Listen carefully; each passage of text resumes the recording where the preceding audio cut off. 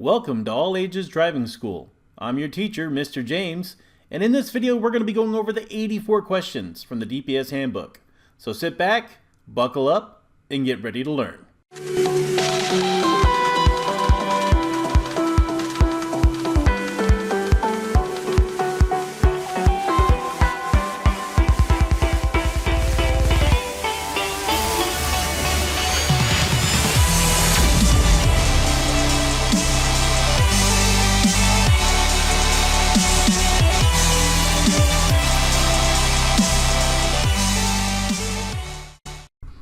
Alright, so let's go ahead and do a quick review of the 84 questions from the DPS Handbook. There are a few things that you're going to need.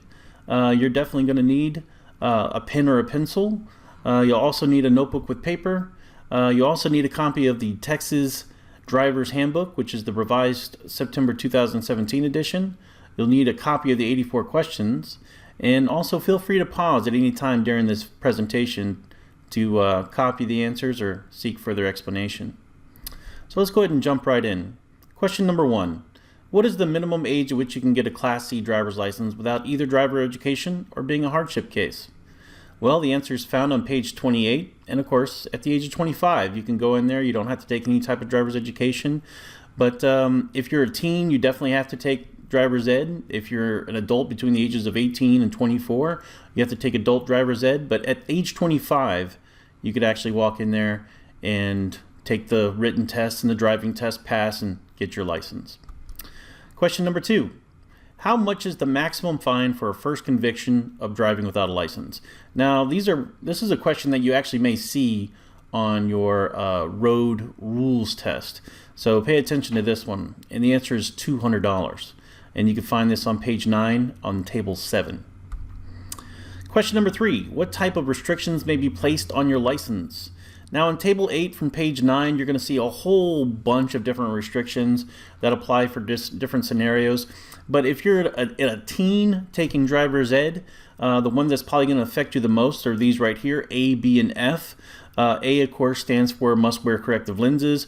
B, must have a licensed operator in the vehicle in the front seat with you that is 21 or older. And F, you must hold that learner's license at least 6 months. So usually the day you go get your permit, 6 months from that date will be the date, that'll be the soonest date in which you could actually get your provisional license as a teen. But if you're 18 years old, you can go ahead and take that driving test right away after taking the adult class and getting your learner's license. So F wouldn't apply to you. Here's the table of the actual restrictions if you want to take a look at them. Question number 4. In what direction should you turn your wheels when parking uphill without a curb? This is chapter 7. The answer is on page 47, and of course the answer would be turn the wheels to the right. And the reason that is because there's no curb to stop your car with the tires, so without that curb you're going to have to turn them to the right, so in case your parking brake or your parking mechanism fails, the car actually goes into the portion of the uncurbed area so it doesn't go downhill and causes damages and God knows what. Alright, question number 5. What action should you take if you fail to receive the renewal notice card reminding you that your driver's license is about to expire? This is from chapter 1 and the answer is on page 10. And ultimately it's your responsibility. If you're an adult, the buck stops with you. They do try to send you a renewal notice 6 weeks prior to the due date, but you know how things goes. If it gets lost in the mail or you live with somebody else and they didn't give that mail to you, ultimately you still have to go down there and renew your license when it's due. So one of the tips I kind of give to my students is that every year on my birthday, I kind of look to see if this is the year I need to go ahead and renew my license. And that way I stay on top of it. It's hard to remember to make an appointment or to remember an appointment 6 years down the road. So it's kind of a little helpful thing that I do to make sure that I'm not driving with an invalid license. Question number 6. On a one-way street, what color is the broken lane marker? This is chapter 5, and the answer is on page 36. Anytime you're on a one-way street, the broken lane marker is going to be a white line. So just remember those colors. White line means going the same direction, and a yellow line means going in opposing direction. So remember that. You may see that on your test. Number 7, describe the yield sign. Now you got to be careful. This says describe. Okay, so if we're talking about describe, we're actually like, what does the sign look like, not necessarily what it means. So in this case, for describing the yield sign, and of course you see a picture there of the yield sign, it's a red and white upside down triangle with the words yield in the middle. Question number 8, what does a narrow bridge sign look like, and how should the driver react when he sees one?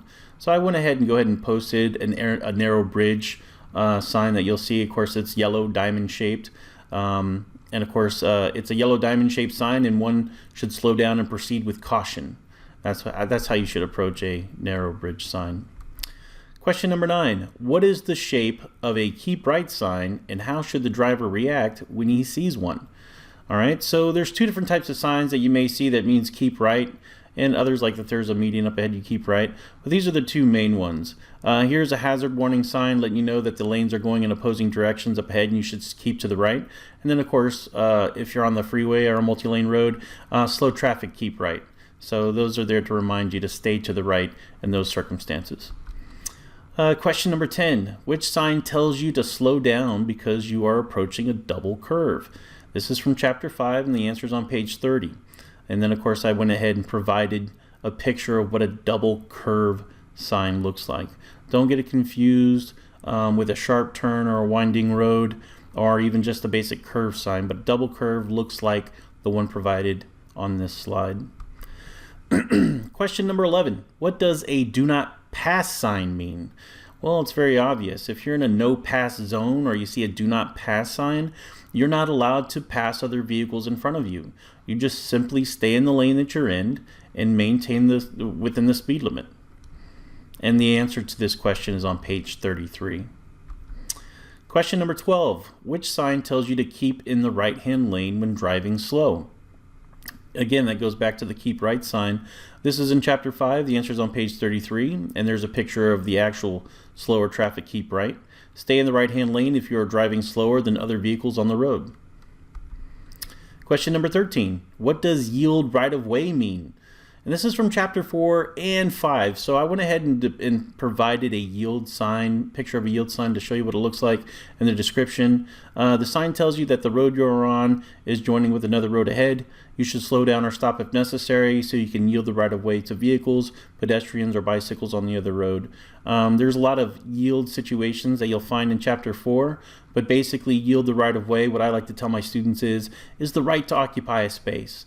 Because anytime 2 vehicles come in contact with each other, in that moment where they make contact, somebody had a right to that space and somebody didn't. And the person that didn't have the right to that space should have yielded the right of way. So basically yield means allowing others to occupy the space in which you too are trying to occupy. Question number 14. Describe the equipment required on passenger cars by state law. Now this is from chapter 2, it's on page 18, table 13, and so anytime you do your inspection at an inspection station or Jiffy Lube or any other place that you get your inspection done, they have a chart and it's basically brakes, lights, horns, mufflers, exhaust system, safety glass, license plate, windshield wiper, rear view mirror, safety belts, tires, and fuel cap. Those are the basic things that your car needs and they need to be in working order. Also, when it comes to your tires, if you have a low tread on your tires, you may not pass inspection. So make sure that your equipment is up to date. Your windshield wipers don't have any breaks or cracks on them. Your fuel cap is not leaking any emissions. Your safety belts, of course, are for every seat provided in the vehicle. And a rear view mirror if you have type of vehicle that allows you to see out your back window. And of course horns, but you can't be a horn that sounds like an exhaust whistle or anything that mimics a train. So there are certain things that your car needs, but it has to be within the guidelines set by the state. So if you need to see a chapter, if you need to see a copy of that table, look at table 13, which is right here. And this is exactly what the inspection person looks at when they do your inspection. Question number 15. What is the purpose of an exhaust emission system?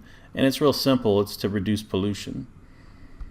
Number 16. Describe the types of equipment that Texas state law specifically forbids on passenger cars driven within the state. The answer to this is on page 19, and I went ahead and cut out that little section on page 19 to show you exactly what it says, what's not allowed. on your vehicle. So the following equipment is considered unsafe and is not allowed on your vehicle. Number 1, a red light showing from the front or except on emergency vehicles. A bell, siren, or exhaust whistle except on emergency vehicles. A muffler cutout. Anything extending more than 3 inches beyond the left side or 6 inches beyond the right side of the body, running board, or fenders of your car. Now pay attention to the 3 inches. You are going to see that question on a permit test for the road rules, so that's something you really want to focus on and keep in your notes, so that way when you do take the test, it's going to be an easy question for you to answer. Flashing red lights on the front of the car except for emergency vehicles, school buses, and church buses. And of course, any type of radar interference device that basically jams radar. But I'll go ahead and tell you this right now. This is the year 2019. Most police stations no longer use radar in order to measure your speed. They now use lasers. So it's a lot more accurate than that of radar. So, and of course, radar detectors are pretty much useless, because if you were to, even if you were to be able to detect radar, most of these police stations have the frequencies that these companies use, because you got to get a license by the FCC. So they'll just get onto a different frequency. So when your radar detector is going off, it's actually picking up something other than a radar gun from a police station or a police officer. It's usually picking up either somebody's microwave, someone's drone that they're flying in the air, or someone's remote control car. So yeah, you're definitely probably not gonna, it's not gonna save you from getting a ticket. So best bet is just go ahead and go the speed limit. Question number 18. How should you react when a traffic officer tells you to do something that is ordinarily considered to be against the law? And it's real simple. You just follow the directions of the traffic officer. They tell you to stop, you stop. They tell you to go, you go. And I'll give you an example. If you're at a red light and it's also being controlled by a traffic officer and he's telling you to go, you go ahead and go. Don't pay any attention to the signal light, because the officer is the one in control. All right, question number 18. Once the brakes have been applied, about how many feet does a car which was going 70 miles per hour travel before it comes to a stop? And of course, the answer to this is on page 48, and the answer is 233 feet. So go ahead and look at that little diagram right there. It says going 70 miles per hour. That first number you see is the reaction time. That's how long it takes from the moment your eye sees danger for your brain to signal to your feet to go ahead and press the brake. Now, the moment you press the brake, that second number here, right there, is your actual brake distance that you use with your brakes. Now you combine the two together, your approximate stopping distance would be 387 feet total, but for this question it's actually asking you about your brakes and your brakes only. So you should be able to stop a car going 70 miles per hour with your brakes within 233 feet. Question 19. When is it necessary to stop before proceeding when you overtake a school bus loading or unloading children? This is from chapter 4, answer on page 26. When red lights are flashing and the stop sign is out, go ahead and just stop. I mean, there's different rules when it comes to school buses, but it's pretty standard. If you're behind a school bus and those lights are flashing red, you definitely want to stop. Even on a four-way road and there's no median, everybody's got to stop. So look at chapter 4 on page 26 for more details about what is necessary when around school buses. Question number 20. About how many feet will the average driver going 50 miles per hour travel from the moment he sees danger until he hits the brakes? This is from chapter 8. The answer is on page 48.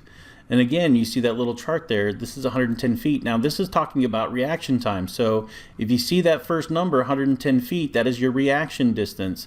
This is your braking distance. And of course, you combine the two for your approximate stopping distance. For this question, it's about reaction time. So the answer is 110 feet. Question 21. Within how many feet of a crosswalk may you park when parking near a corner? Corners are usually intersections, but for the answer, you find the answer to this on page 45, and the answer is within 20 feet of a crosswalk at an intersection or a corner. Question number 22, what is the state speed limit for automobiles in urban district? All right, so anytime you don't see a speed limit sign, there's still speed limits that you have to follow. So what is an urban district? An urban district is basically within city limits in suburban neighborhoods. So if you don't see a speed limit sign telling you exactly what speed that you're allowed to go, then by default, The fastest you can go on a urban street is 30 miles per hour. So you'll find that on page 49 on table 24. Question number 23. Does a posted speed limit of 55 miles per hour mean that you may drive 55 miles per hour on that highway under all conditions? This is from chapter 8, and the answer is on page 48, and it reads, speed limit sign is for normal driving conditions. Normal and ideal. That means dry roads, sunny day, no adverse conditions. However, under adverse conditions such as rain, heavy traffic, limited visibility, and reduced traction, you must go slower than the posted speed limit. Question number 24. You should never drive on the left half of the roadway when you are within how many feet of an intersection, bridge, or railroad crossing? Now, of course, this is talking about when passing another vehicle or driving on the left side in order to overtake another vehicle. This is found on page 41, and the answer is 100 feet. So if you're within 100 feet of a curve, 100 feet of a hill, 100 feet of a tunnel, 100 feet of an intersection, these things limit your visibility. 100 feet of a railroad track, these things limit your visibility, and therefore you should never try to pass or overtake another vehicle within these hazards. Question number 25. What should you do if you discover you are in the wrong lane to make a turn as you enter an intersection? And that's real simple. The last thing you want to do is change lanes within an intersection. You can't, by law in a city, you cannot change lanes within 100 feet of an intersection. So you just simply go straight. You continue along your way, find a detour, do a turnaround at a safe location, but do not change lanes within an intersection or within 100 feet of an intersection. So if you're in the wrong lane, no big deal. It's not the end of the world. Go ahead and try to find another safer approach and continue to go straight. Question number 26. When two cars meet at the intersection of a 2-lane road with a 4-lane road, which one must yield the right-of-way? And this is from chapter 4. The answer is on page 23. A 2-lane road must yield to a 4-lane road. So anytime you have either a one-way single road going to a multi-lane road, and the lesser road will always have to yield the right-of-way to the larger multi-lane roads. Question number 27. If you are driving and hear a siren coming, what should you do? And I always tell my students the simple answer is yield. So simply yield depending on where your emergency vehicle is coming from. For example, if it's behind you, pull over to the right of the shoulder to let it pass. But another example would be if you're sitting at an intersection and your light turns green, but you hear a siren coming and it's coming from the other direction, just simply stay where you are and let the ambulance pass through the intersection safely. So whatever condition you're in, go ahead and yield. Question number 28. What is the first thing that should be done when a car starts to skid? And this is from chapter 9, and the answer is on page 52.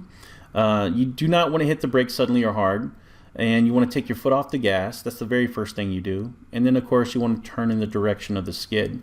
Now, it may seem confusing what it means, turn in the direction of the skid, because we're talking about the back end of your car. Whatever direction that back end turns, that's where you're going to turn. So a much easier way to remember on where you should turn during a skid is just basically turn the wheel in the direction that you were trying to drive. So if you're driving straight down a street and your car starts to skid, and whatever direction your car is going, go ahead and turn the wheel in the direction of the road, towards the road that you were trying to drive down to. And of course, take your foot off the gas, and eventually you'll pull out of the skid, and you'll stay safe.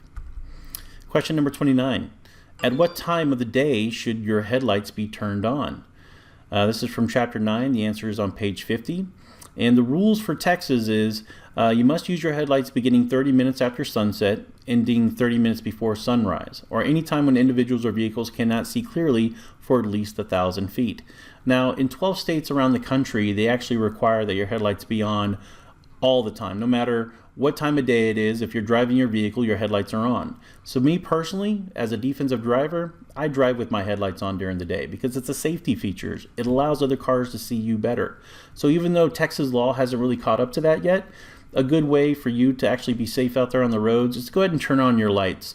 A lot of cars now have what they call daytime running lights. So this will actually help you keep your lights on, and you won't forget to turn them off when you turn off the vehicle by having your daytime running lights set on your light switch.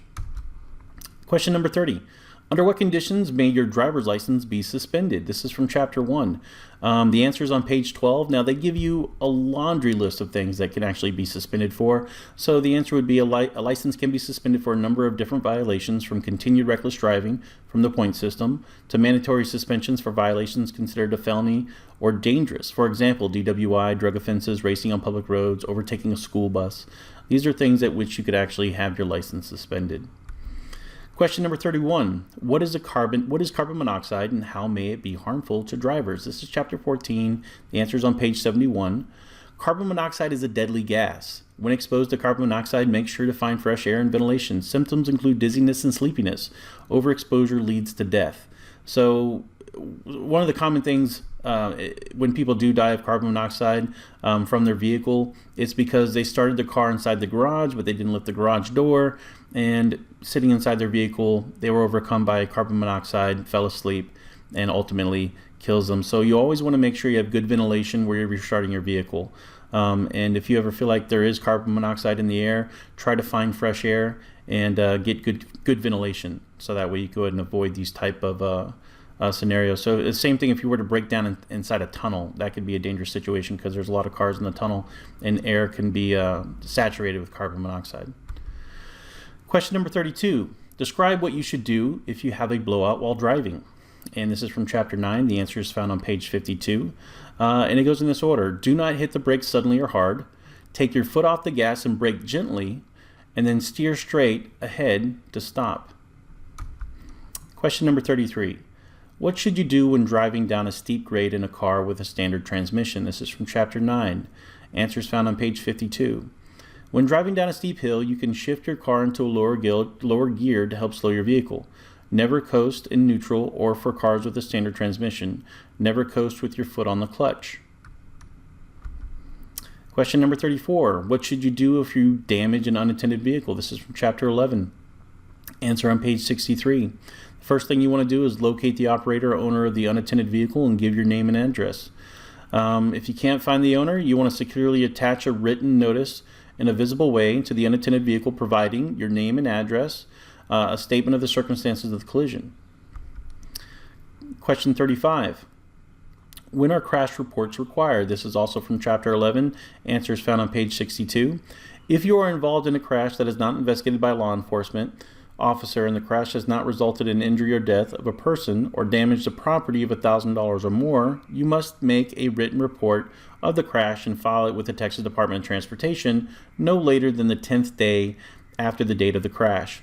The written report must be on a TxDOT-specific form, which you can find on their website. Question number 36. If you're required to show proof of financial responsibility for the future, how many years must such proof be kept up? Now, this is for scenarios in which your license was suspended. Some judges may require that you show proof of insurance for an X number of years, and of course the standard is 2 years, which is found on page 22. Question number 37. What type of sign warns you to watch right and left for cross traffic? This is from Chapter 5. I went ahead and provided some signs in which this is the scenario that you must watch out for cross traffic left and right. It's found on page 30 and 31. One of them is, of course, from the T intersection. As you approach the end of the road on a T intersection, you got to look out left and right, especially if you're turning left. And then, of course, as you approach a cross intersection. Question number 38. Describe the emblem that identifies vehicles which travel at speeds of 25 miles per hour or less. This is from Chapter 5, answers on page 40. And of course, it looks like a triangle. It's orange and has a darker set of orange on the edges of the triangle. I showed a picture of it here in the slide, as well as what you normally would find it on is these tractors.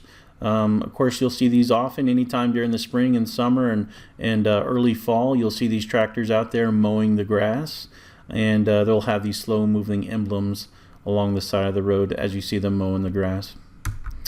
Question number 39. In which gear should you drive when going down a steep hill? This is from Chapter 9. Now, the previous question that talked about this was for a standard transmission, but for an automatic transmission, you just simply put it into a lower gear. So the gear that you drive in the most in the city, of course, is drive. And underneath it, you have gear 3, gear 2, and then, of course, the L gear, which is for low. So go ahead and throw it down into a low gear a lower gear depending on the steepness of the hill, in order to put less pressure on your transmission, because putting too much pressure on your transmission eventually is going to cause the transmission to fail.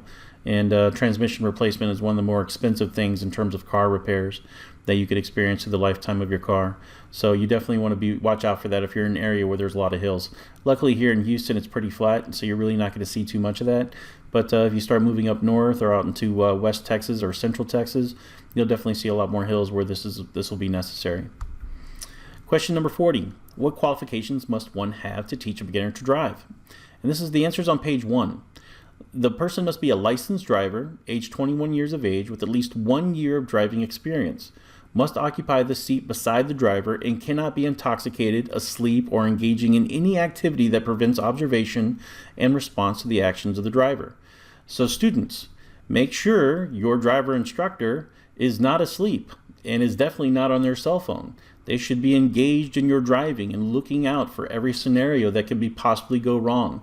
They're there to help you and make sure that you're learning how to drive and stay safe. And same thing with your parents. If they're helping you to learn how to drive, make sure they're not on their cell phones, make sure they're not distracted by anything. And of course, if they're sleepy or intoxicated or the influence of marijuana or drugs, you definitely don't want to have them as your person teaching you how to drive for that drive time with a parent or friend.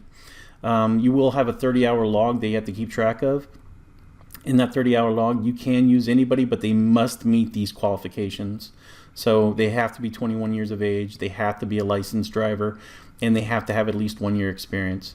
So as you get that 30-hour log, just make sure that those people meet those qualifications so that it doesn't get thrown back at you when you try to get your license at the end of the program. Question number 41. If the person is under 18, when does his provisional license expire? Well, provisional license is given to those from 16 to 18. So the answer is in the question. When you turn 18 years of age, that's when your provisional license expires and you get a standard driver's license. And this, of course, is found on page 3. Question number 42. When parked parallel, your curbside wheels must be no more than how many inches from the curb? This is from chapter 7 on page 47. Do not park more than 18 inches from the curb on the edge of the road. So when you take your driving test and you do your parallel parking, they're going to measure to make sure if it's no more than 18 inches. If it's more than 18 inches, it's not a successful park. Question number 43. When following another car, what is a good distance at which you should follow behind? This is from chapter 8. Answer on page 48. You should keep a safe distance between your car and the one in front of you. The faster you drive, the greater the distance you should keep from the car ahead of you. For speeds 30 miles per hour or less, the minimum time between your car and the one in front of you is 2 seconds with good road conditions. For speeds above 30 miles per hour, maintain a 4-second gap between cars during good road conditions. During periods of poor road conditions, allow more time. Using a 4-second following interval is the best practice for beginning or less experienced drivers. So I always tell my students, I say, look, if you're out there on regular roads, use 4 seconds. If you're out there on the freeway going, 50, 60, 70 miles per hour, bump it up to 6 seconds. The more distance you have between you and the car in front of you, the less likely you are to be in an accident with that vehicle. So it's a good idea, especially as a beginning driver, not to stay too close, because that's one of the leading causes of accidents, is following too closely. So you definitely want to have a safe following distance. And of course, your teacher is going to teach you how to measure that distance of 2 seconds, 4 seconds, 6 seconds or greater. So that way you could always check yourself while you're driving. Question number 44. To what agency and within what time period must a change of address be reported for driver's license purposes? And the answer is on page 10. If you fail to let the DPS office know within 30 days of changing an address, you will get a penalty. You can get a ticket for that. And people say, well, do I have to tell an officer? Because when you get pulled up by an officer, you're going to show him your license. And he's going to ask you questions. Is this address correct? Now, people usually say, well, I don't really have to answer that question. My Fifth Amendment right, self-incrimination. True, but when you drive a vehicle, you must, by law, give your name an accurate address. So when he asks you that question, is this address correct? You must tell him whether it's correct or not. And if it's not, you're definitely going to receive a ticket for that. So make sure anytime you change addresses, move to an apartment, a house, or vice versa, make sure you go ahead and let the DPS office know. You could do it online, or you could do it in person. So avoid that ticket and get that address changed on your license. Question number 45. What effects does the use of marijuana and amphetamine have on driving? This is from Chapter 10, answer on page 58. Marijuana can affect concentration, judgment, and sensory and perceptual skills. Amphetamine makes a driver less coordinated, edgy, and is more likely to be involved in a car crash. So, yeah, definitely don't want to do any type of drugs while driving, let alone, and it's the same thing with alcohol. You don't want to be under any type of influence, because this will definitely make it more difficult to drive. And of course, if you do get involved in an accident or you're pulled over by a police officer, the punishment for that is could be detrimental. What is the penalty for being convicted of driving while intoxicated? Question 46. This is from Chapter 10. The answer is on page 61, and it's Table 33. So these are the penalties for DWI and DUI for alcohol and drugs for adults. Of course, the first offense is $2,000, 72 hours to 180 days in jail, 90 days to 365 days suspension. Of course, as you see, as each offense goes higher and higher, the fines go up, the jail time goes up, and of course, your suspended license could be even longer, up to 2 years. All right, question number 47. What does a green arrow showing with a red light mean? This is from Chapter 5, and the answer is on page 28. A green arrow displayed at the same time as a red light means that the driver can proceed carefully in the direction of the arrow after yielding the right-of-way to other vehicles and pedestrians. So this is one you're going to see on your either road rules test or even on your road signs test. They may show you this actual picture of a green arrow and a scenario and what you should do. So that's important information to know for your test. Question number 48. How should you react to a flashing red light?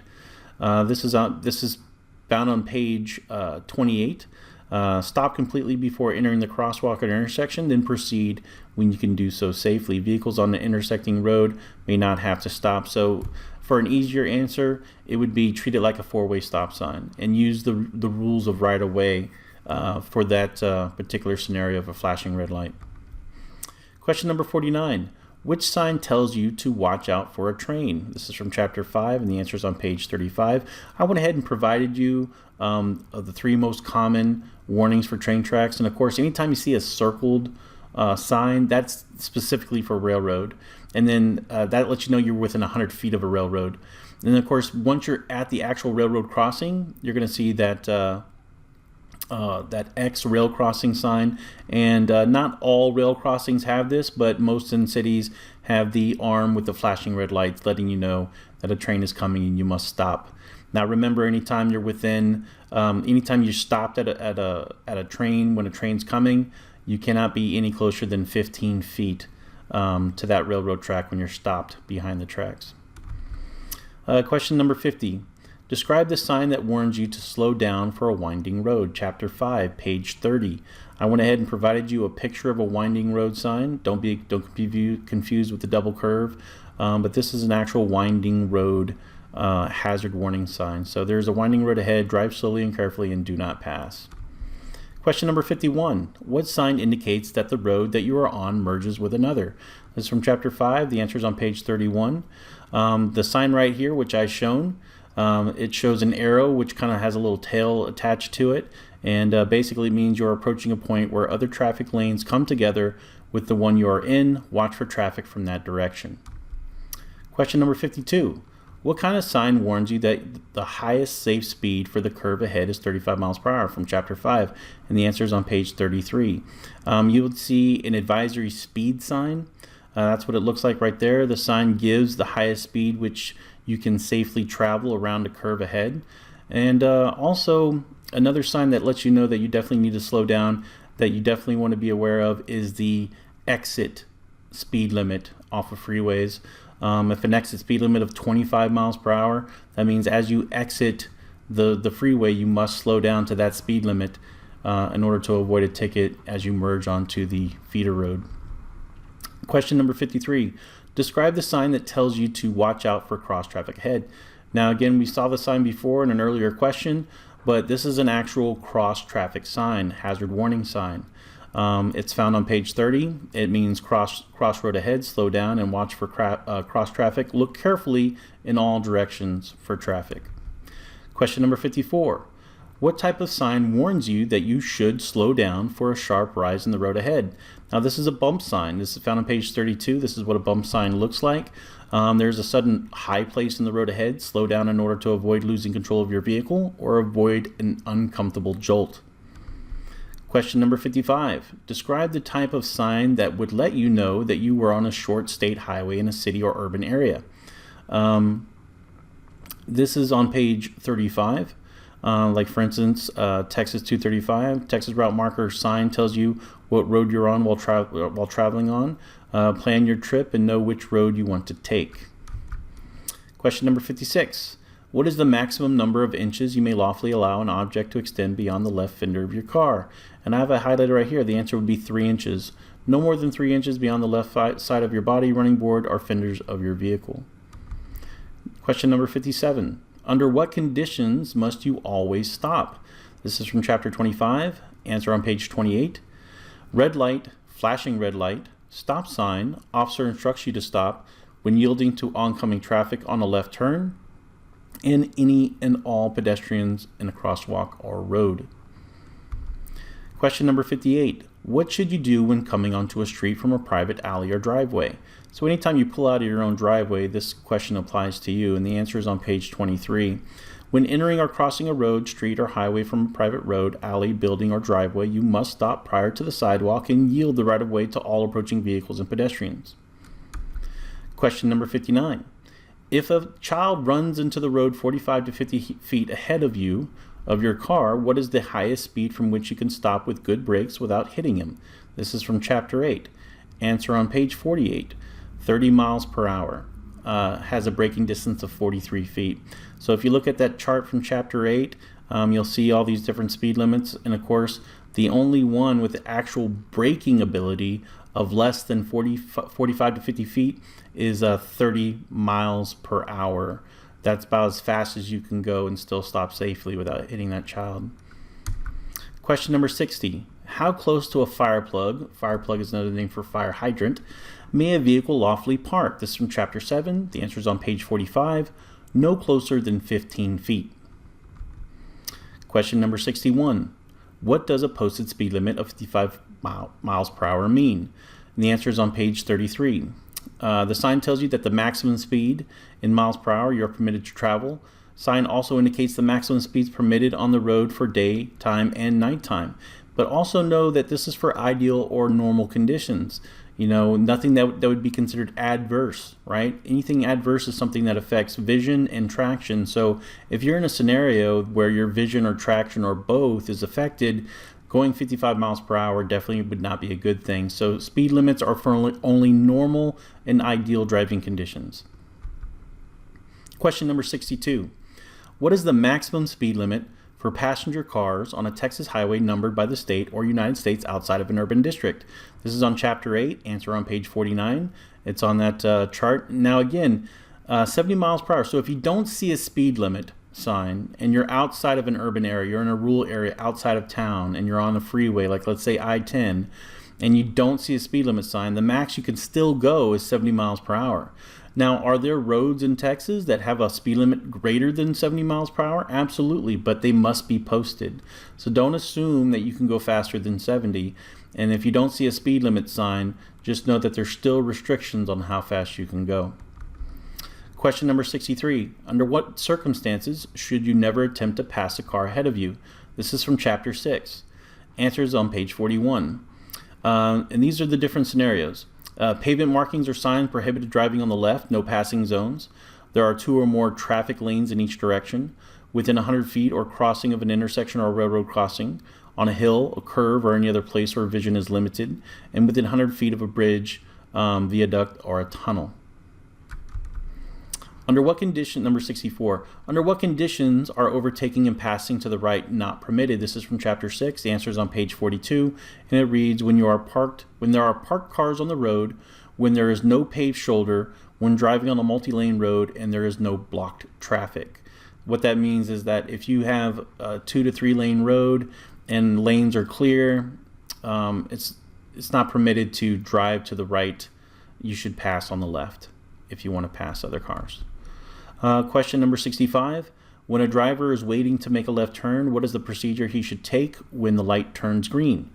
Now, it's not saying a green arrow, it just simply says green. So this is chapter 5, and the answer is on page 28.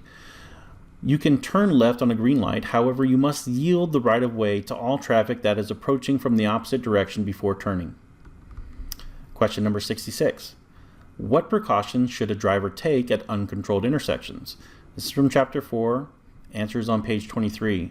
Now, you're going to see a scenario like this on your road knowledge test or your road rules test. It's going to show you a diagram of an uncontrolled intersection where a car is stopped and you have an approaching car. But the answer for this in the book states, when approaching this type of intersection, yield the right of way to any vehicle that has entered or is approaching the intersection on your right. If the road to your right is clear, or if approaching vehicles are far enough from the intersection to make your crossing safe, you may proceed. Since there are not any traffic controls at this intersection, make sure there are no approaching vehicles from the left. You may legally have the right of way, but be sure the other driver yields to you before you proceed.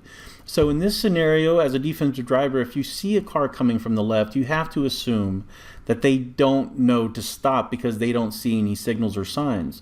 So in that scenario, you just simply let them pass. Be a safe driver. You may have the right of way, but at the same time, your life is more important than whether or not you have legitimacy to that space. So definitely be on the safe side and let that car pass. So if you see this type of question on a test, the answer would be let the car go. That would be the safe thing to do. Question 67. What regulations should a bicycle rider observe? This is from chapter 13, and the answer is on page 65. Any person who operates a bicycle is subject to the same penalties for violating a traffic law as a person operating a motor vehicle.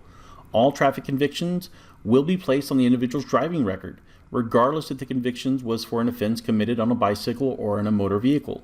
So even as a parent, you have to understand, if you allow your kids to ride their bike on the road, they need to know those basic road rules in order for them to be, one, safe while riding their bike on the road, and two, to avoid any type of trouble or legality when it comes to getting into accidents or damaged property or even injury. So just know that bicycles are just like a vehicle when out there on the road. Question number 68. Under what conditions should headlights be used? This is from chapter 9, and the answer is on page 50. 1. Driving in fog, heavy rain, sleet, snow, or dust. At night or in a tunnel, or any time visibility is reduced. Question number 69. You should dim your lights when you are within how many feet of an approaching car? This is from chapter 9. Answers on page 50. Within 500 feet of an approaching car. And the reason why you want to do that, if you're in a rural area and you have your brights on and you're having a hard time seeing, but as you see an approaching vehicle within 500 feet, you definitely want to throw it down to low beam, so that way you're not blinding the other car as y'all pass each other. Question number 70. What type of lighting should cars use when parked on the highway at night? Chapter 9, answers on page 50. If you must park on an unlighted highway at night, leave your parking lights or low beam headlights on. Question number 71. Which light should you use when you are driving in a fog? Answers on page 50 from chapter 9, your low beam headlights. Question number 72. When are you required to show proof of financial responsibility? From chapter 3, the answer is on page 21. Every owner or operator of a motor vehicle in Texas is required to furnish evidence of financial responsibility to a law enforcement officer upon request, or any other person involved in a crash. That is required by law. Now, there are other scenarios in which you must show proof of financial responsibility, which includes getting your license at the DPS if you own a vehicle, renewing your registration sticker, or having your car inspected. All of these are going to be times where they're going to require you to show proof of insurance. Question number 73. When needed, how may one show proof of financial responsibility? This is from chapter 3. The answer is on page 21. There's basically two ways. You could have the physical copy of either a certificate or a policy provided by an insurance company or DPS office, or an image displayed on a wireless communication device. Now, you have to understand that you can't walk into the DPS office and renew your license, or even get your license, or take your road test and show it on an electronic device, you must show a physical copy in those scenarios. But any other time, like pulled over by a police officer, you can show a wireless communication device showing the insurance policy. Question number 74. What sign warns you that you must slow down? This is from Chapter 5, answers on page 30. Many of the diamond-shaped signs require you to slow down for safety. For example, speed advisory sign must slow down to recommended speed limit, and wet roads sign, you must slow down below speed limit to navigate safely. So there's a lot of times where you're going to need to slow down, bump, dip, all those different hazard warning signs, going over a railroad track. But ones that are really, really important, when the roads are wet, you got to slow down, and an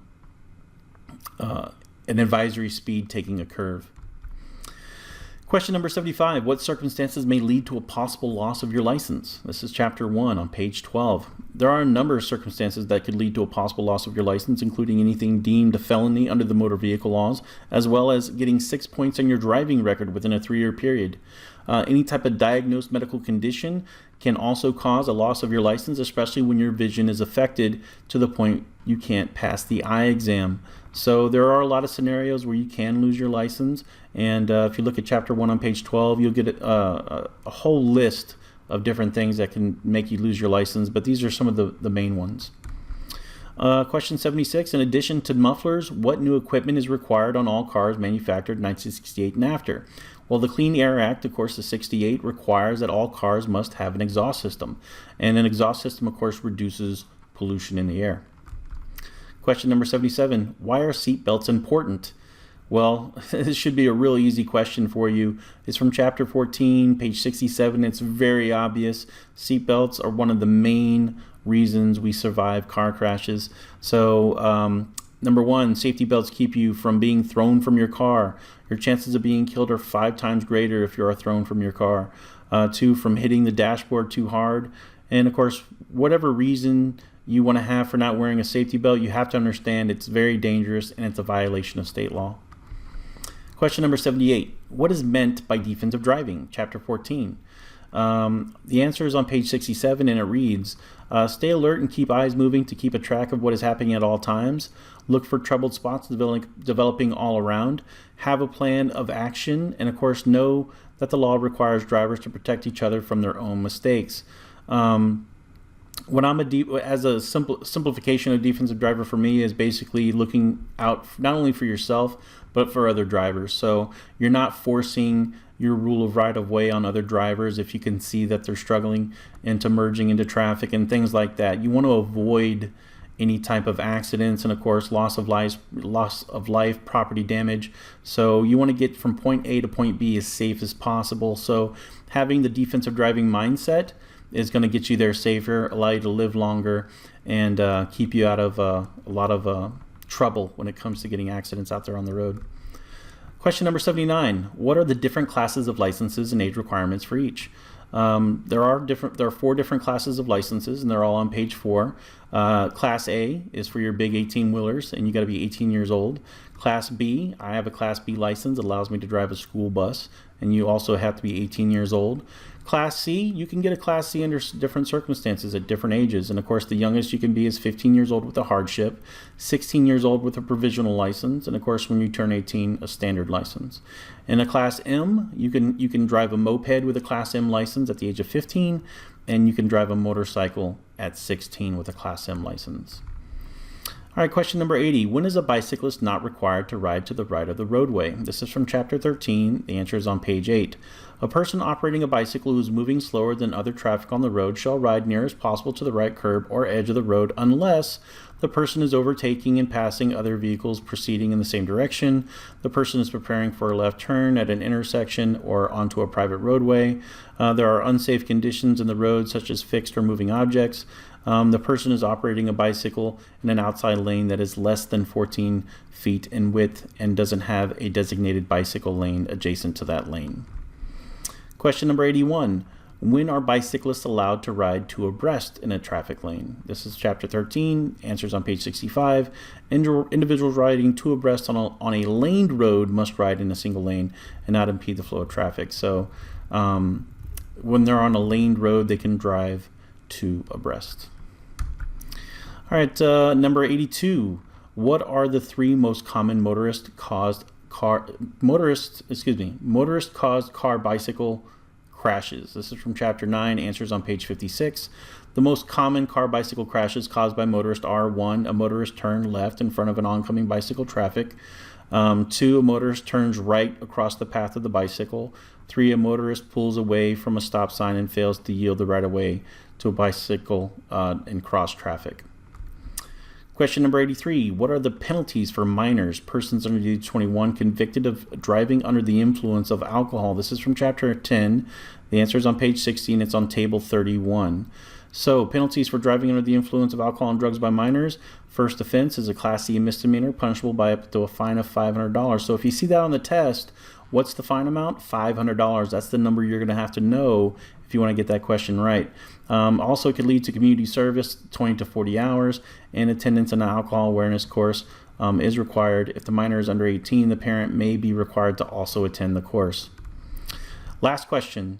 Question number 84. What are the penalties for minors, persons under the age of 21, convicted of non-driving alcohol-related offenses? So what is a non-driving alcohol-related offense? This would be something like a minor in possession. So if you ever go to a high school party or a college party where alcohol is being served and you are a minor, you could actually be given a ticket for minor in possession, and that ticket can definitely lead to a suspension of your license. But the actual punishment is a Class C misdemeanor, punishable by a fine up to $500, 8 to 12 hours of community service, mandatory attendance to alcohol awareness class, and your license may be suspended for up to 30 days. So don't drink. It doesn't make you cool. It doesn't make life easier. Follow the law. Got to be 21 years old. So, but this pretty much covers the 84 questions from your DPS handbook. If you missed any of them, feel free to go back in the video and look at those questions. Go ahead and look at the page numbers too if you want to get further information, more detailed information. But this is pretty much all the questions from the DPS handbook, and a lot of these questions you're going to find on your actual knowledge test or your final exam for your teen driver's ed course. So this is good to have, good to refer back to, and it makes things a lot easier when having to learn from the DPS handbook. So I hope you really enjoyed this video, and remember, subscribe and hit that like button, hit the bell notification for any new videos that I may pop up in the future. And I really appreciate you watching All Ages Driving School, and I'm Mr. James. Y'all have a great day.